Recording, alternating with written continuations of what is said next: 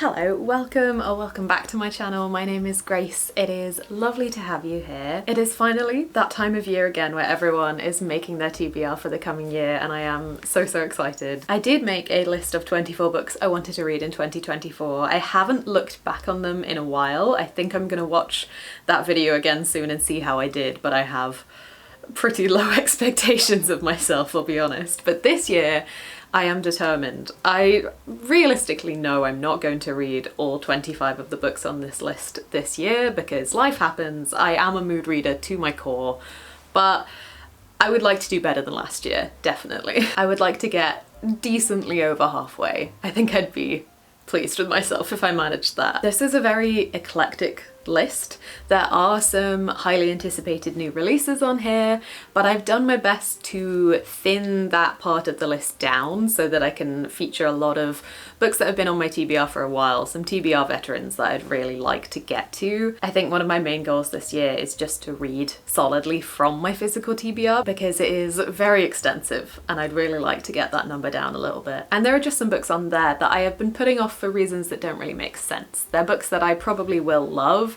but maybe I put too much pressure on them or I've been saving them for the right moment, and now is the right moment, it's happening. So without further ado, because this is going to be a long enough video as it is, let's get into the first book of the 25 books I want to read in 2025. So one of my main reading goals for this year is that I'd really like to read a few more classics. I really enjoy classics, but I have not read as many as I would like to. And one person in particular that it is crazy I haven't read more from is Jane Austen.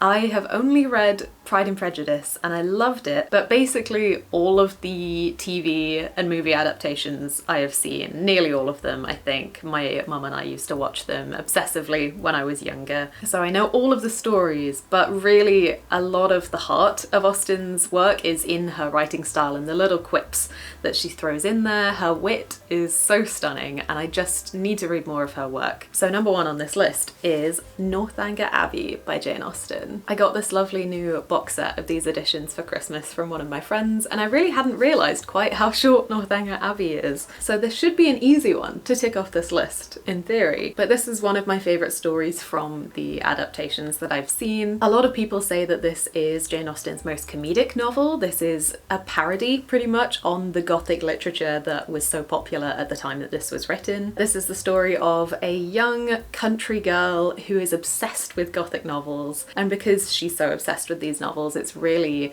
let her imagination run wild and her view of the world as it really is has been skewed a little bit. So when she is invited to the spa town of Bath by her wealthy neighbours, she meets a lot of quirky characters, some with some questionable motives, and this is really a coming of age story of her learning how to understand the people around her, who to trust and who not to trust, and where that line between what happens in Gothic novels and what happens in reality might be. I love Catherine Morland as a character. I love how naive she is. She's so sweet and so funny, and the romance in here is one of my favourites from the adaptation that I've seen, so I'm really interested to see how that will play out in the original. So first classic on this list is Northanger Abbey by Jane Austen. The second book on this list we are kicking off straight away with my most anticipated release of the year, and this is A Drop of Corruption by Robert Jackson Bennett. This is the sequel to one of my favourite books of the year, which is The Tainted Cup by Robert Jackson Bennett, and I have ranted about this many times now and will rant about it heavily in my favourite books of the year videos, so I'm not going to go too in depth, but basically this is a new fantasy series set in a world with a lot of weird, spooky plant magic, giant leviathans that come out of the sea every few seasons, a heavily unfair class structure with a lot of corruption in its midst, and we are following a Sherlock and Watson type duo as initially they solve what just seems like a little murder mystery but then spirals into something much bigger with a lot of political ramifications and a lot of intricacy to this mystery. This took me totally by surprise. I really didn't expect to devour this book like I did, and it gave me the biggest book hangover I've ever had, I think. I didn't feel like reading anything else for the next month, I'd say. Everything I picked up, I was like, this is not the Tainted Cup. I want the Tainted Cup back, or I want A Drop of Corruption, which is the sequel that I'm so excited for. I cannot wait to see how the corruption in the heart of this world that was discovered in the first book is going to just sprawl further, and how our two main characters are going to get their hands dirty trying to pick this apart. They are both such endearing characters with flaws and complexities to them, and their relationship is just one of my favourite relationships I've read in recent years. I'm just so incredibly excited to get my hands on this sequel. So that is A Drop of Corruption by Robert Jackson Bennett. The third book on this list is A Letter to the Luminous Deep by Sylvie Cathrall. I think that this came out last year, and I think the sequel comes out in 2025. I was really excited to get to this when it first came out, but I got distracted by other things. But I would really like to pick this up in 2025. My boyfriend read this in 2024 and he really enjoyed it and thinks that I would like it too. This one gives me the vibe of kind of an Emily Wilde's Encyclopedia of Fairies, but underwater. This is the story of two underwater academics beginning to fall for each other, but told after they've both disappeared. We have two main characters, E and Henry, and there is some kind of natural disaster, I think a seaquake it's called, after which both of these characters disappear, and then E's sister and Henry's brother are searching for them. So the story is told through the letters and field notes and sketches that have been left behind by these two people, which I think is such an interesting concept for the format of a book. And I've really been enjoying mysteries a lot more this year, so the fact that this sounds like it's somewhere between a mystery and a romance set in a magically academic setting, all of those things are really ticking boxes for me. And I think this also has pretty good OCD representation in from what I've heard as well, so I'm really excited to see that in a fantasy setting too. So hopefully I can pick this one up soon so that I can then get to the sequel when it comes out. So that is A Letter to the Luminous Deep by Sylvie Cathrall. Number 4 on this list is Impossible Creatures by Katherine Rundell. If you don't know Katherine Rundell, she is a very famous and critically acclaimed children's writer in the UK. Although she does write other things as well. I think she's written some kind of historical non-fiction, some nature writing. She's kind of all over the place. But this is her first fantasy children's novel, and it has a lot of critical acclaim. This one, Waterstone's Book of the Year. And I've had it on my shelf for a little while now, but I actually started reading it to a class the other day at the library that I work at, and I got a little bit hooked. I thought that the writing was really good at the start, so I would really like to finish this one off, and I think that the sequel to this one comes out next year as well. This is a story of magical creatures about a boy who saves a drowning griffin from a hidden lake and then gets sucked into an adventure that takes him to a magical, mystical archipelago where all of the creatures from myth that you can think of live side by side with humans. It also tangles him up with a girl called Mal who is on the run, and together they will change the fate of the universe or something along those lines. The classic kids end of a blurb. But I am really excited to get to this one. I would like to revive my love of children's literature this year, because I didn't read too many in 2024 that I loved, but there have been many that I have really gotten into in the past, and I think you are never too old to read a good kids book. So that is Impossible Creatures by Katherine Rundell. Number 5 on this list is Spinning Silver by Naomi Novik.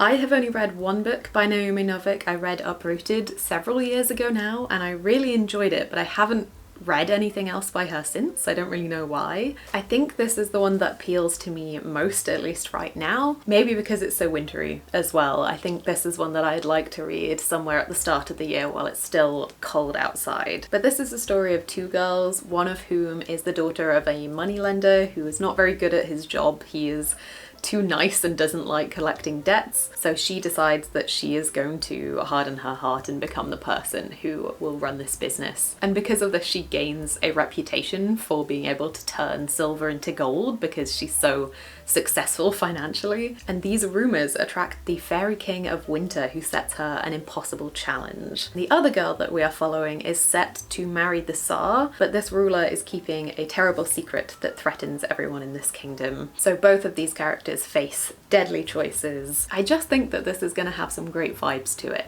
Uprooted definitely had some problems in terms of the plot, but the vibes were incredible. I really liked the setting of that book. So I think if any book is going to be perfect for that winter atmosphere, then this might be it. And my boyfriend also got me the collection that Naomi Novik just brought out called Buried Deep. So I'd really like to read some of her other works before I get to that collection, because I think some of the short stories in here are linked to her other books. So that is Spinning Silver by Naomi Novik. Sorry if you've moved, I had to go and charge my camera battery already. Number 6 on this list is one I've been excited to get to for a little while, and this is The Spear Cuts Through Water by Simon Jimenez. I've just heard so many good things about this one. This is set in a suffering empire where the emperor and his sons are ruling with an iron fist, with powers that they gained from the god that they have now locked underneath the palace. And this story follows an outcast called Kima and an ex-guard called June, who break this god out of her prison, and then the three of them go on a 5-day pilgrimage to search for freedom and a way to take down the Moon Throne and its awful power forever. I've just heard such interesting things about the way that this one is told. Apparently there are several different perspectives in here, and they kind of bridge formats. I think one of them is told from the perspective of someone watching a play of these events unfurling. I may be totally wrong there, but that's what I've heard, and it all sounds very interesting to me. I really enjoy when a writer takes risks with how they tell a narrative, so I have high hopes for this one. I think I could really love it. So that is The Spear Cuts Through Water by Simon Jimenez. Number 7 on this list is The Enchanted April by Elizabeth von Arnim. Now this is a book that came out in the 1920s, and I don't remember how I heard about it, but it sounds really interesting. It's meant to be a very uplifting little novella. This is the story of 4 women who are dissatisfied with their lives, and one rainy February day they find an ad in the London paper that leads them to a medieval castle in Italy, and none of them expect that the month that they spend together in this castle is going to completely change their lives and reacquaint them with their true selves. I really don't know much else about this book. I do know a couple of people who have read and really enjoyed it, but I really like uplifting, happy books. I'm not the kind of person to read excessively sad stories for fun, so this definitely sounds more up my alley, and I've been wanting to read it for a few years, but I really like the idea of actually reading it in April, and April keeps passing me by, so this year it will happen. I will be reading this one in April. Hold me to it. So that is The Enchanted April by Elizabeth von Arnim. The next book on this list is one of a couple that were actually on the list last year, I think, and I haven't gotten around to reading them yet, but I am even more excited to read this now than I was when I put it on the list last year. And this is The Adventures of Amina AlSaafi by Shannon Chakraborty. This is a pirate fantasy story that I've heard mixed things about, but in the way that the reviews from people who didn't like it said they didn't like it for reasons that I personally would enjoy, if that makes sense. Some people have said that the narrator in here is a little bit too quirky and weird, but that sounds kind of like fun to me. This is the story of a retired pirate. She has settled down, become a mother, and put all of that life behind her, but then one final job crops up that she just can't refuse. So she goes back out on an adventure with her crew for a job that, if it goes right, should turn her into a legend. But as things progress and become more and more risky, she begins to realise that the price for becoming a legend may be her very soul. This just sounds like such fun, and I think the mood reader in me is really feeling a calling to this one right now. So I'm hoping sometime at the start of this year I can rectify the fact that I didn't read this in 2024. It is finally time to get to The Adventures of Amina AlSaafi by Shannon Chakraborty. Number 9 on this list is another highly anticipated release that comes out pretty early next year. I think it's in January, and this is The Queen Spade by Sarah Rawley. This is a historical thriller, which I think is loosely inspired by some historical events. I don't know to what extent, but it tells the story of Sally, who is a kidnapped African princess who really wants revenge on the British Crown for their colonialist humanitarianism. And top of her list is her godmother, who is none other than Queen Victoria herself. But to take her down, she's going to have to get involved in court politics. She'll get wrapped up with an alluring crime lord from London's underworld. And when the Queen begins to suspect that Sally is up to something, she plays the one card that could maybe trap Sally, which is marriage. So now Sally is in a deadly game of cat and mouse and up against the clock, heading towards her own wedding day. This sounds both like so much fun but also so interesting. This is a period and subject in history that I don't know much about at all, and I think that this sounds like such an interesting way to learn about that period of time and yet another awful thing that the British monarchy have done. But it also just sounds like so much fun. Anything with political intrigue, court politics is always going to be something I'm really excited for. So that is The Queen Spade by Sarah Rawley. Number 10 on this list is The 10,000 Doors of January by Alex E. Harrow. This is another one of those, I have a thing about if there is a month in the title of a book, then I want to read that book in that month. And I know that it usually shoots me in the foot, but this year it's gonna happen. The blurb gives very little away about this one, but this is the story of January, who is the ward of a very wealthy man, but she has always felt very out of place in the mansion that she lives in and largely ignored as well. But one day, when she finds a strange book that tells the story of secret doors that could lead to adventure and love and great stories, for the first time she realizes that she might be able to step out of her own story where she just isn't happy and into someone else's. I read my first Alex E. Harrow book this year and also her short story Six Deaths of the Saint. I really enjoyed the short story. The book I read was Starling House and I liked it, but I didn't love it. It didn't quite do what I wanted it to do, but I have higher hopes for this one. From what I've heard of this one, it's a lot more whimsical. A lot of people describe it as similar to The Starless Sea by Erin Morgenstern in vibe, and I really loved that book, so I'm hoping that this will do for me what Starling House didn't. And I know that Alex E. Harrow can really write, even if that one book didn't quite do it for me, so I still have high hopes for this one. That is The 10,000 Doors of January by Alex E. Harrow. Number 11 on this list is the only non-fiction book that I have on here. I have not figured out where my taste in non-fiction lies yet. There were several that I read this year, some from my list that I made last year that I had high hopes for, and none of them really did it for me, but I'm hoping that this one could be different. And this is Entangled Life by Merlin Sheldrake. If you've been around on my channel for any period of time, then you will probably know that I really like mushrooms, as you might be able to tell. I think they are so interesting and fascinating, and the fact that we still know so little about them really just hooks me. And I have been scared to read this one because I think it is quite scientific, and I guess I just don't feel smart enough. But I've tried this year to read other books that were a bit more lyrical and on the emotional side of things, and that type of non-fiction just hasn't been hooking me. I've been kind of wishing that I just had a lot of cool fun facts, and I think that this will deliver on that. It has a lot of really great reviews, and we also as a family on Christmas Day sat down to watch the mushroom documentary that just came out, which is largely led by this author Merlin Sheldrake, and that was really interesting. So I'm taking that as a sign that this one, it's finally time. So that is Entangled Life by Merlin Sheldrake. Number 12 on this list is Just for the Summer by Abby Jimenez.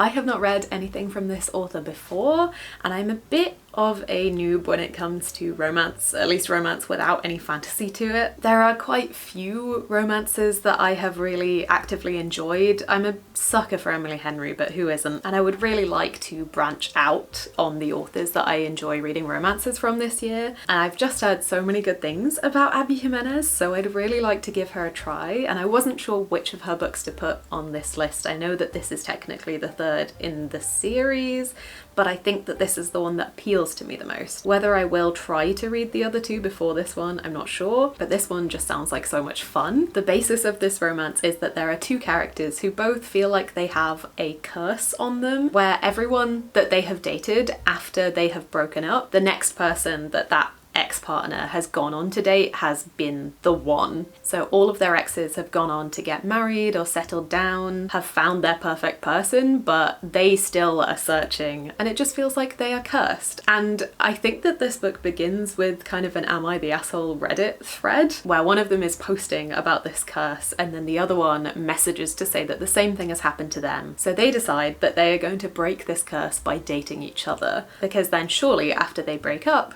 the next person they go on to date has to be the one. But of course, things are going to get more complicated and real feelings between the two of them are going to develop, as is the way with a fun romance. This sounds really silly, but I've also heard a lot of reviews of Abby Jimenez that have said she actually really delves into a lot of emotional depth and themes external to the romance itself. I know that several of her books have really strong mental health representation, and one of the things that I love about Emily Henry and the reasons I think she does work for me is because the main characters and the romance are not the only things focused on. We have a fleshed out world. They have other people in their lives who are important, other relationships going on, and I think that I need that for a romance to work for me. So I'm hoping that I'll be able to add Abby Jimenez to my list of romance authors that I enjoy reading from. So that is Just for the Summer by Abby Jimenez. Number 13, we are over halfway. This is The Teller of Small Fortunes by Julie Leong.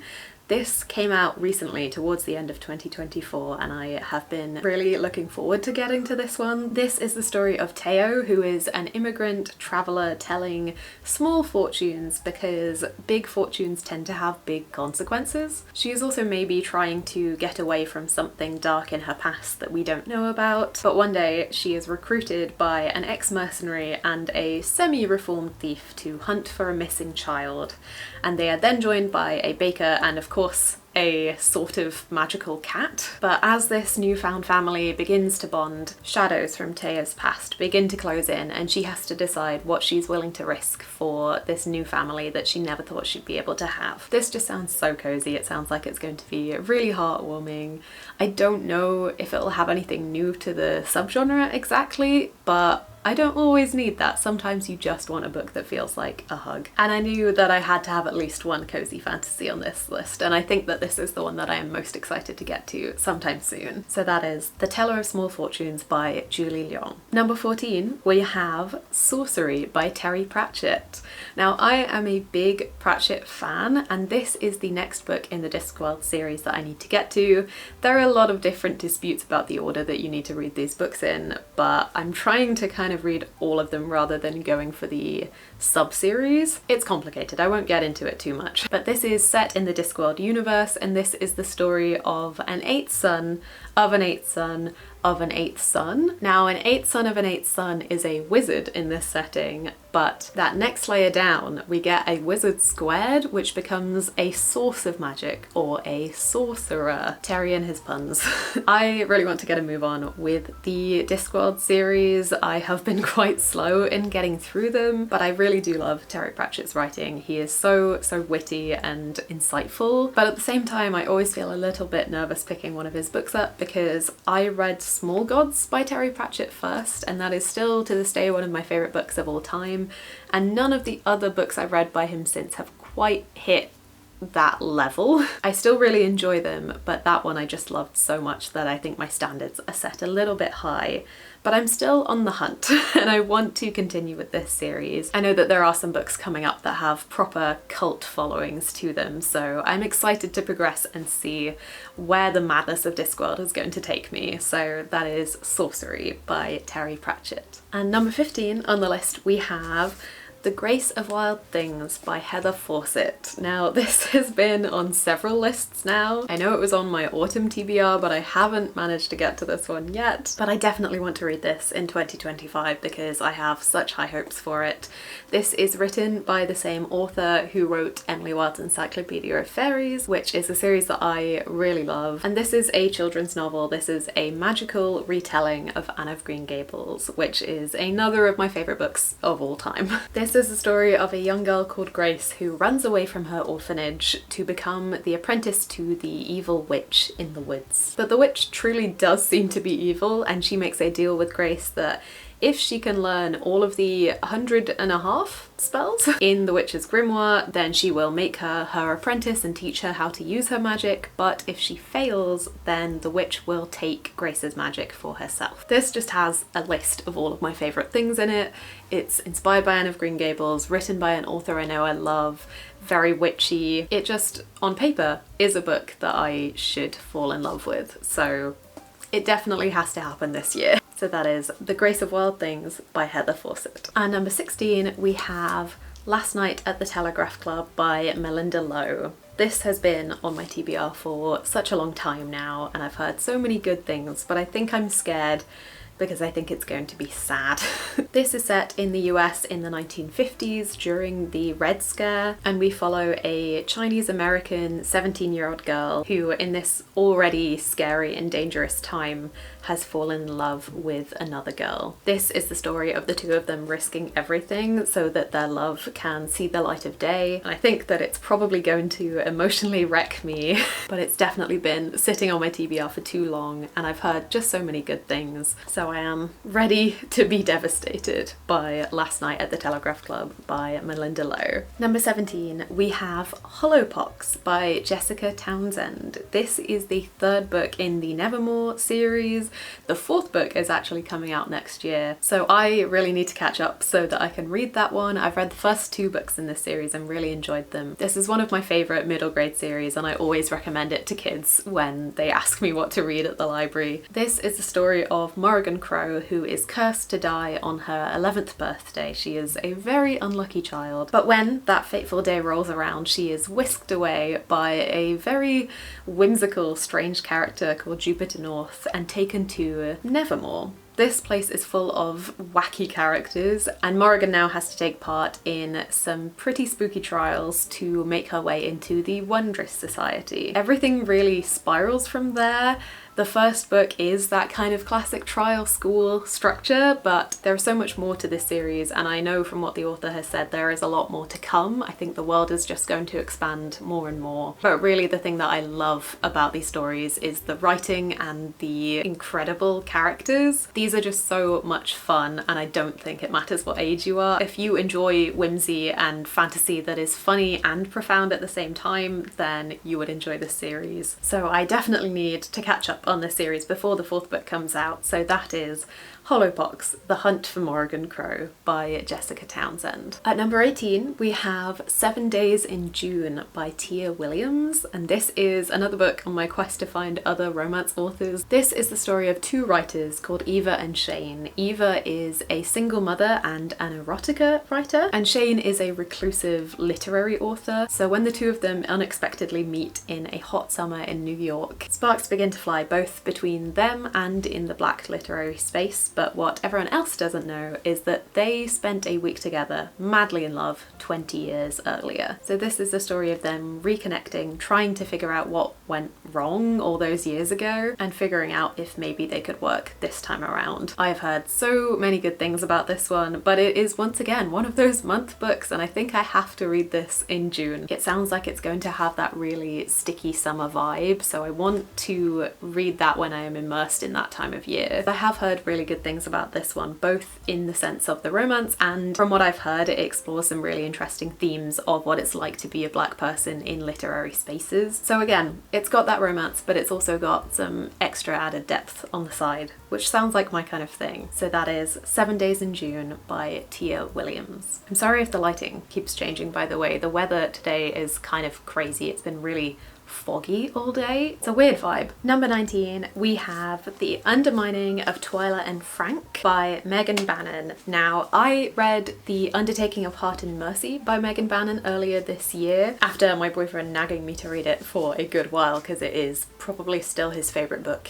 ever. These are fantasy romances set in a fantasy world really like none that I have read from before. One of my favourite things about Megan Bannon is her world building. So this is about a middle-aged widow called Twyla who surprises everyone by signing up to be a Tanrian marshal alongside her longtime neighbour and best friend Frank. And this seems like it should be a reasonably uneventful job, but when they stumble across a dragon-sized footprint next to the body of a dead marshal, things suddenly become a lot more interesting, and a handsome dracologist called Quill is called in to help. Now, Quill is showing attentions to Twilight in a way that she hasn't experienced in years, but this seems to be getting on Frank's nerves for some reason. And as the job gets complicated, so does the friendship between these two, and Twilight begins to wonder if maybe her true soulmate had been closer to home all along. Now, for some context, when I say Tanry and Marshall, this world is quite similar to our own in terms of its technology level, but it is an entirely different place, and in this setting there are basically zombies. They're called drudges, and they are all beyond some kind of veil, but they can break through to the world in which all of these people live, and Marshals are tasked with fighting back these drudges. It's got a cowboy vibe to it. It's really good fun. I'm really excited to be back in this world and back with Megan Bannon's writing. It was really funny in the last book. Megan Bannon is one of those authors who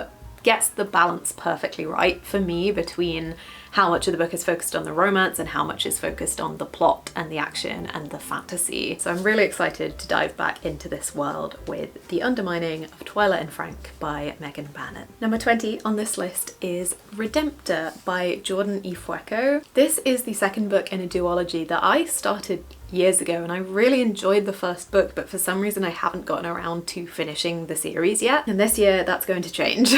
This is a young adult African inspired fantasy where we follow our main character Tarasai, who is very lonely growing up. She really desperately just wants a family. She has been raised by a mostly absent mother called the Lady, who's also very mysterious, but then the Lady sends her to the capital to compete alongside many other children to become part of the Crown Prince's Council of 11. Only before she goes, she forces upon Tarasai a magical wish that when she manages to gain the prince's trust, she will kill him. Raybearer was a story that really took me by surprise. It had a lot of really interesting depth to it. It explored a lot of themes like colonialism, feminism, sexualities that are definitely underrepresented within young adult fantasy, and I really enjoyed it at the time. I remember staying up far too late trying to binge read the rest of that book because I had to know how it ended, and I really don't know why I haven't picked this one up yet. I have a bit of an aversion to continuing with series when there are so many other stories I can pick up, but I think I would be really doing this series a disservice if I don't get to the end of it soon. So that is Redemptor by Jordan E. Fueco. Number 21 on this list is Great Big Beautiful Life by Emily Henry. Now, I won't go into too much depth because I know that this is on everyone's anticipated release lists. This is the story of two writers who are vying to write the biography of a largely reclusive woman from a notorious scandal-filled family. It sounds like it's going to be quite Grumpy Sunshine, with our main female character being a bit of a rookie when it comes to writing, but having a lot of passion and joy and a lot of heart for the people around her, whereas our male lead has a lot more acclaim as a writer, but is a bit of a stick in the mud. I honestly didn't even need to hear the plot. I will be reading it because it's Emily Henry, but this does sound like a lot of fun. I think that this reclusive character could be really interesting. Like I said before, I really like the extras that come with Emily Henry books, things that aren't just related to that main couple. So I'm excited to have my heart ripped out once again by Emily Henry in A Great Big Beautiful Life. Number 22 on this list is another one that was on my list for last year, I'm pretty sure, but I shamefully have not gotten to yet, and this is Anne of Avonlea by L.M. Montgomery. This is the sequel to Anne of Green Gables, which, if you don't know, is a classic set in Canada on a very rural island in the late 19th century, I think, and it follows a girl called Anne who is an orphan and is adopted by this couple. Kind of accidentally, they think they're adopting a boy but end up with a girl, and it's just a coming of age story of her life, of her growth, of her coming into her own. She's just one of my favourite fictional characters. She's so precocious and fun and whimsical and full of imagination. I read the first book when I was at university and I absolutely loved it, and I've been meaning to continue the series ever since, so this year is the year. This, I think, is set when she's about 16 and we continue following her as she grows towards adulthood. I can't wait to see all of the scrapes that Anne is going to get herself into in this one. So that is Anne of Avonlea by L.M. Montgomery. Number 23 on this list is another of my most anticipated releases of the year, and this is Ordinary Love by Marie Rutkowski. Now this is a contemporary sapphic romance written by one of my favourite fantasy authors. The Midnight Lie is a sapphic fantasy young adult novel that is written by the same author, and it's just one of my all-time favourites. So I'm sure you can imagine that when I found out Marie Rutkowski was coming out with a sapphic contemporary novel this year, I was very excited. This is a second chance romance about two women, one called Emily, one called Jen. Jen is an Olympic runner with a lot of pressure on her career, and Emily is a woman who seems to have the perfect life, the perfect husband, the perfect kids, but underneath that all things may be crumbling. And these two had a romance when they were teenagers, but things didn't work out. So now when they reunite years later and both of their lives are a lot messier than maybe they're letting on, this is the story of if they can reconnect and find that flame they once had. I just love Marie Rutkowski's writing. I think it's so lyrical and gorgeous, and I cannot wait to see that in a more contemporary space. This is really one of my ride or die authors, so I just can't wait.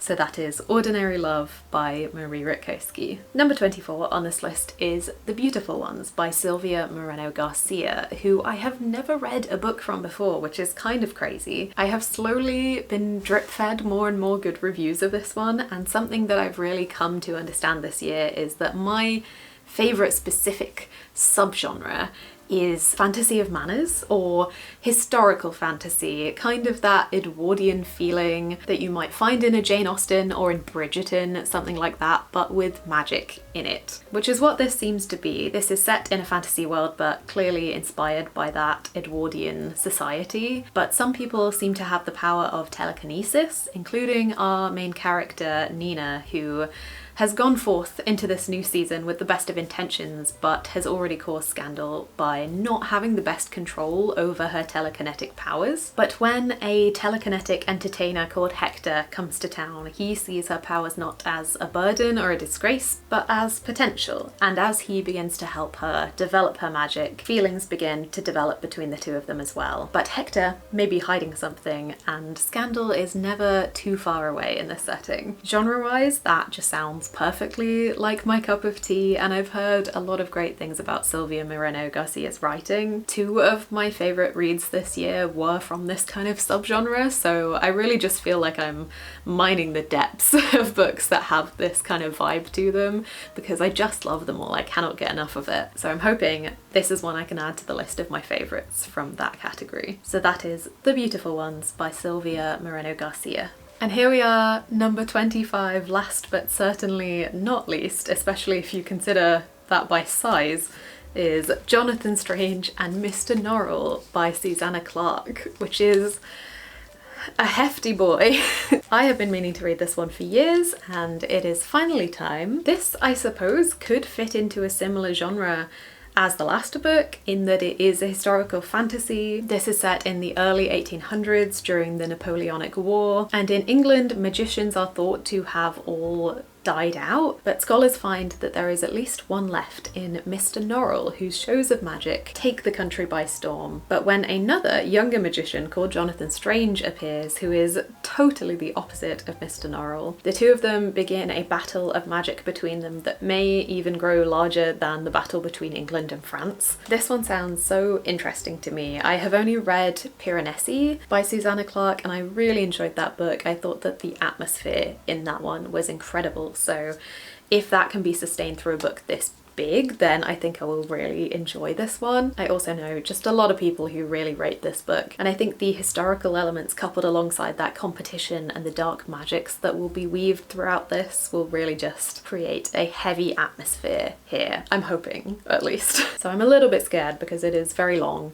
but I have high hopes. So I'm excited to finally get to Jonathan Strange and Mr. Norl by Susanna Clarke. So those are all of the 25 books that are on my TBR for this year. This has taken me, I think, about 3 hours to film, so I'm hoping I can edit it down a little bit. If there are any on this list that you have read and loved, please please let me know so that you can motivate me to get to them soon. And let me know what books are top of your 2025 TBR as well. I'd love to hear what you're most excited for. I did try to put a lot of TBR veterans on this list to kind of give me that extra push to finally get to those, but if you'd like to see the rest of the books coming out next year that I'm really excited for, my anticipated releases, then I did a video entirely for that, so I'll link that one down below. And if you want to see me embarrass myself by looking back at my 2024 TBR and how little of it I have read, then keep an eye out in the next few days. That is coming your way. But thank you so much for watching. If you managed to get through this chunky video, thank you for being here. I hope you're having the loveliest festive season and you're getting some rest and some cozy time to yourself or with people that you love. And I will see you in another video very soon. Bye bye.